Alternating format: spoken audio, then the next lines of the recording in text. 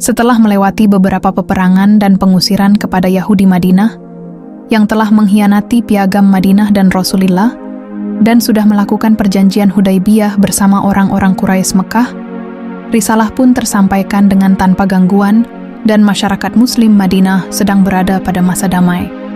Di tahun ke-7 setelah kesepakatan Hudaybiyah dengan orang-orang paganis Quraisy, kaum Yahudi Khaybar mulai mencari celah mengganggu kaum muslimin. Kaum Yahudi Khaybar ini adalah kaum Yahudi yang diusir Rasulullah dari kota Madinah karena pengkhianatannya dan membahayakan Rasulullah dan kaum muslimin. Mereka masih dendam terhadap Rasulullah dan kaum muslimin sehingga ingin membalasnya. Setelah diusir, mereka menempati daerah Khaybar yang jaraknya sekitar 150 km dari kota Madinah. Walaupun sudah tidak di Madinah lagi, kaum Yahudi terus menjadi ancaman yang berbahaya bagi kelangsungan hidup dan dakwah kaum muslim. Kaum Yahudi yang pada dasarnya adalah orang yang licik dan penakut. Mereka tidak berani melakukan tindakan atas ide-ide busuknya sendiri. Mereka menyuruh orang lain untuk memberi bayaran pada kelompok Ghatafan untuk menyelesaikan maksud dan tujuannya. Mereka sangat berambisi untuk memusnahkan kaum muslim, dan mereka akan berhenti sampai kaum muslim menganut agama yang sama dengan mereka. Kaum Yahudi Khaybar untuk mengadakan perlawanan, penentangan dan pembalasan terhadap kaum muslim.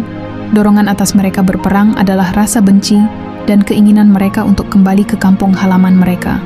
Sebagaimana yang telah kita ketahui, awal pembentukan strategi kekuatan yang terjadi dalam Perang Ahzab ialah milik Yahudi Khaybar di bawah pemandu pemuka Bani Nadir.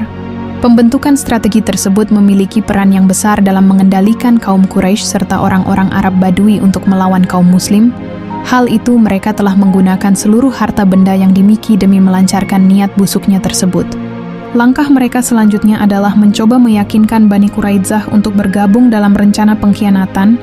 Mereka ingin Bani Quraidzah bekerja sama dengan pasukan Ahzab untuk menyerang kaum Muslim dari belakang. Mereka bahkan menggunakan harta benda mereka untuk mempengaruhi Bani Quraidzah dan memanfaatkan hubungan antara Bani Quraidzah dengan kaum Yahudi lainnya untuk membantu pasukan Ahzab. Setelah perjanjian Hudaybiyah, kaum Muslim segera menyusun rencana untuk menghadapi kaum Yahudi Khaybar yang dianggap sebagai ancaman bagi keamanan mereka. Setelah Nabi Muhammad mengetahui bahwa kaum Yahudi di Khaybar bersekutu dengan Fadak, Taima, dan Wadil Quro, beliau memimpin 1.400 pasukan, termasuk 100 pasukan berkuda, untuk menyerang Khaybar dalam perjalanan 3 hari 3 malam. Pasukan Yahudi Khaybar memiliki kekuatan sekitar 10.000 hingga 20.000 pasukan. Sebelum berangkat, Rasulullah menunjuk Numailah bin Abdullah Al-Laitsi sebagai pemimpin sementara di Madinah. Beliau menyerahkan bendera perang putih kepada Ali bin Abi Thalib. Sementara itu, ketika mendengar tentang keuntungan harta rampasan perang dari turunnya ayat Allah pada surah Al-Fath ayat 20, orang-orang munafik dan mereka yang lemah imannya berusaha untuk bergabung dalam perang melawan Khaybar. Padahal sebelumnya, mereka tidak mau bergabung dengan Nabi Muhammad dalam perang Hudaybiyah. Sebelum berangkat ke Khaybar, Nabi Muhammad mengumumkan bahwa hanya orang-orang yang benar-benar ingin berjuang untuk Allah yang boleh bergabung, bukan hanya untuk mencari harta rampasan perang. Hanya sekitar 1.400 sahabat yang telah berpartisipasi dalam Bai'at Ridwan di Hudaybiyah yang bergabung dalam perang ini.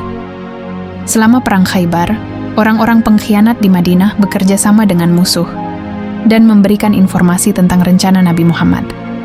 Abdullah bin Ubay, salah satu pengkhianat, memberitahu masyarakat Khaybar tentang keberangkatan Nabi Muhammad dan meminta mereka untuk tidak takut karena pasukan Muslim memiliki persediaan yang sedikit.